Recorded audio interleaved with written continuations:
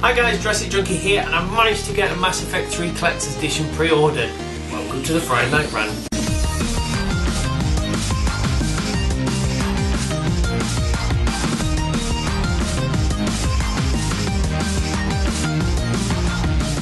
So, for anyone who don't watch anything but my Friday Night Rants, I had a problem getting my Mass Effect 3 Collector's Edition, which just left me to the point of suicide.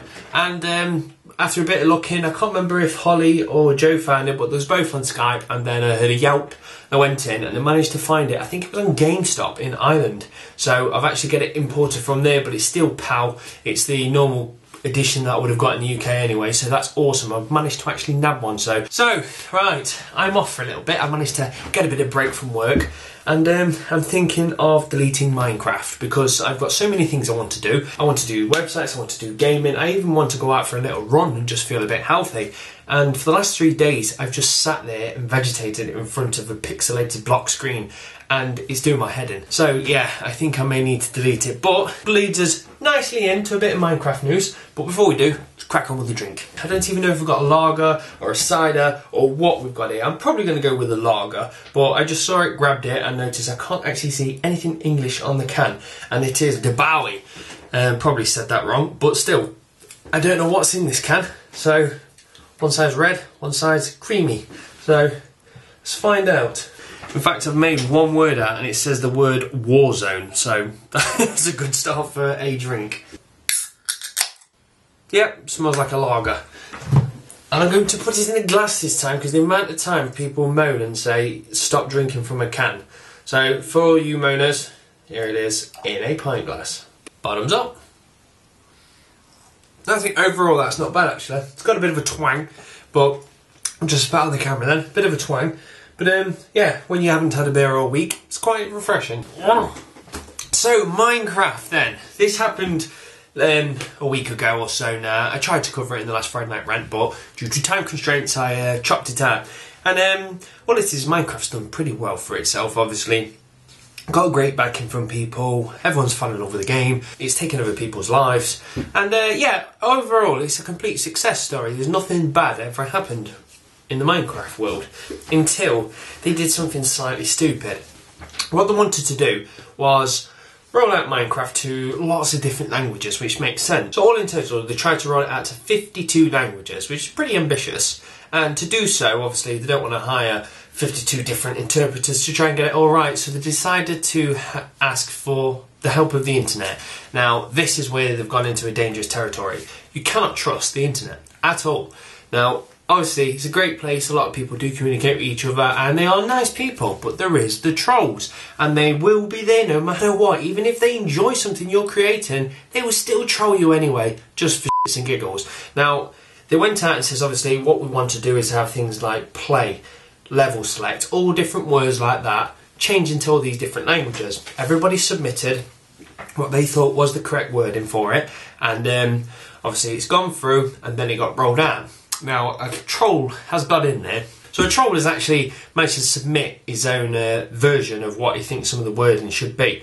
Now, instead of actually saying play, when you actually select, I can't remember the language now, but when you select a particular language, anyway, it doesn't matter. When you select it, it actually turns around and says, you are a n***. Now, that is really, really bad. Like, obviously, anytime you actually play a game and it turns around and drops the N-bomb on you, that's bad anyway. But the thing is, like, this game has gone through without any problems whatsoever, and then to have something like that, it's not as if it's a slight glitch or a little bug or a problem.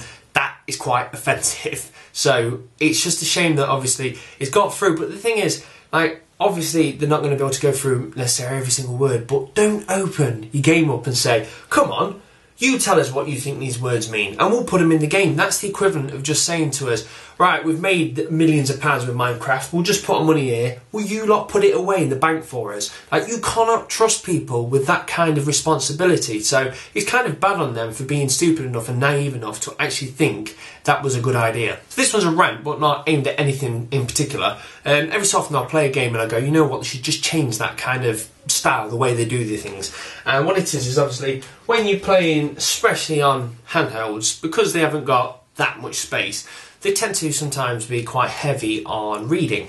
Now, I don't mind reading, but sometimes when you're actually playing the game, you just want to get into the game. You can't be bothered to listen to what they've got to say. But at the same time, you're scared of pressing the skip button just in case they give you a bit of information that you will need.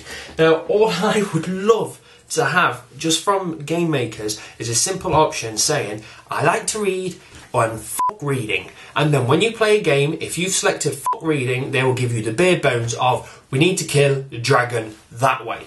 And if you actually like reading, you can tell us all the stupid side and love stories, because today when I was playing PS0, it was just like two characters was talking to each other, not even talking to me. There was like old friends going, oh, blah, blah, blah, blah, blah, blah, blah. And I was like, shall I skip? Or will I end up missing some information out? I don't know what to do. So it's just annoying sometimes. They have to sit there going, do I really need to read all this? I just want to crack on and belt something. So yeah, that's it. Rant over. It's just something that's annoyed me today. And I'm like, oh, I just wish there was that button to just say, just give me what I need to know. So, right, the juicy stuff then.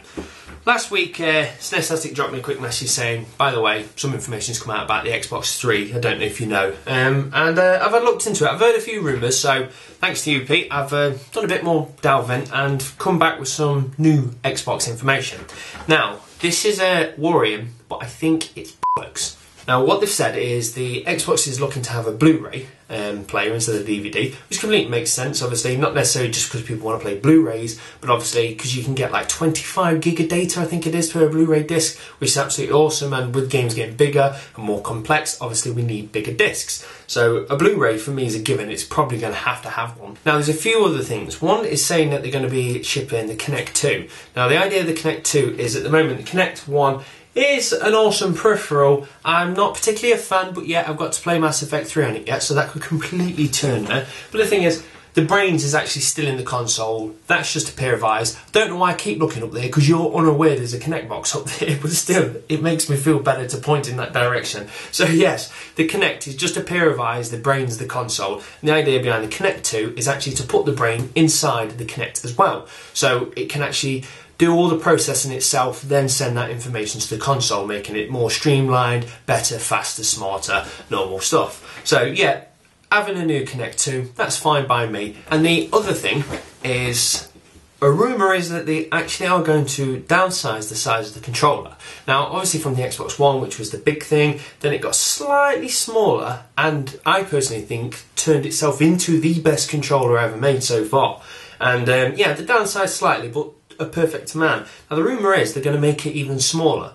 Now I can't understand why you would do that, because sometimes companies make decisions to get more money out of us, which makes sense, and sometimes they do it because a lot of people complain and they want something fixing.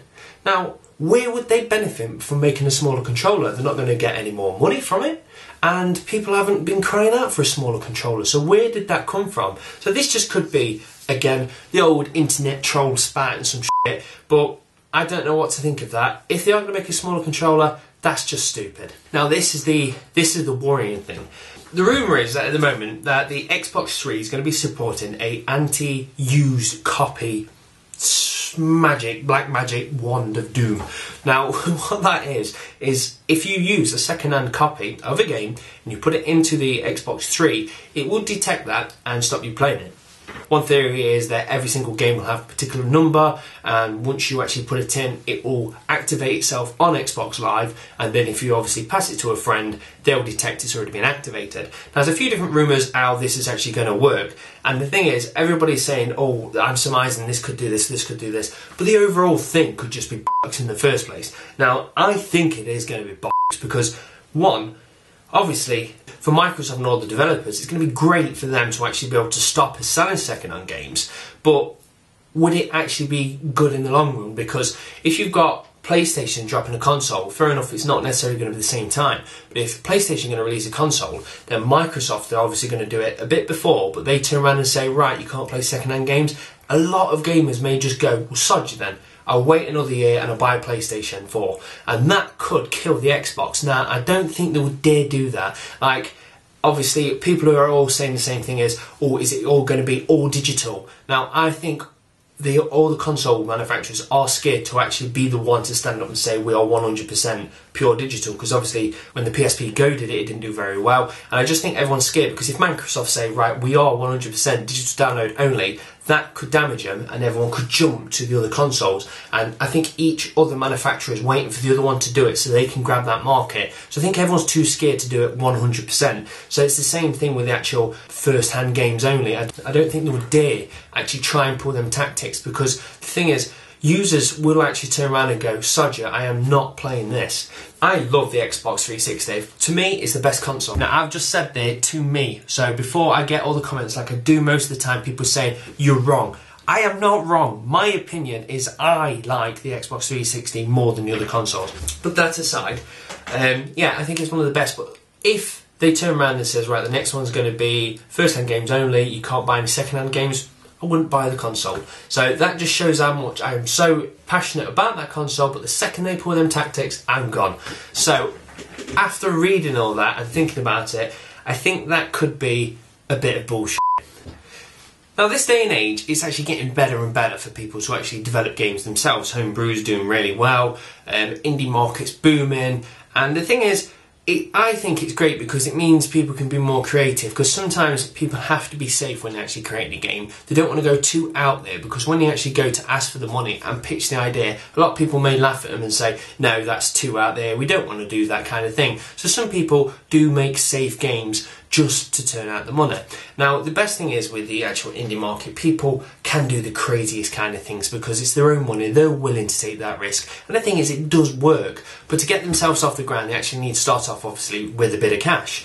Now, everybody knows there's things like Kickstarter and all the other things where you can ask for money and people send it in. But this is looking quite interesting. Now, there's a game kicking around at the moment by the name of Double Fine Adventure. Now, I'll put the link and everything down below. Now, what it is this guy obviously just wants to make a point-and-click game. And he starts off with his actual video simply saying that if you go to a publisher and say, I want to make a point-and-click game, you will not get backing because they are not the biggest sellers out there. But at the end of the day, there is a lot of people who want to go out and play those kind of games. Me. And he was talking about obviously great things such as like Broken Sword, Day of the Tentacle, Monkey Island, and he even got one of the guys from Monkey Island on board on the team. But what he's asking for is £300,000 to create the game. He was also asking for £100,000 to get a camera crew to film him make the game. Now, I said last week, obviously, there was that indie movie going out where it was following people actually creating games. Now, that's pretty awesome. But the thing is, this is even better because they're actually going to follow him all the time while creating it. So it's going to be, I don't know if it's weekly or not, but it's going to be a web series constantly following him all the way through the creation of the game. So it's not just going to be a crappy blog going, this week we've managed to do this. It's actually going to be detailed stuff following them and seeing all the cock-ups that they make.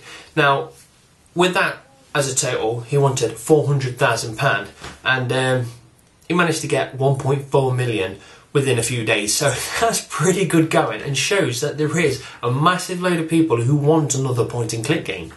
So as he was saying actually in his video, the best thing is, even if the game turns out to be utter shit, you manage to actually watch it all on camera, which will be fun anyway, so it's a win-win really actually backing this project. So I'll put the details below. Like I said, I'm not saying there to go and actually donate some money, because the thing is, he's got his cash already now. So it's definitely worth following, because now he's actually got the money, the camera crew is going to be brought on board, and obviously the weekly videos are going to be starting published, so definitely keep your eyes on that. So that brings us to the question of the week, which is a nice and simple one, like it's ever been complicated before.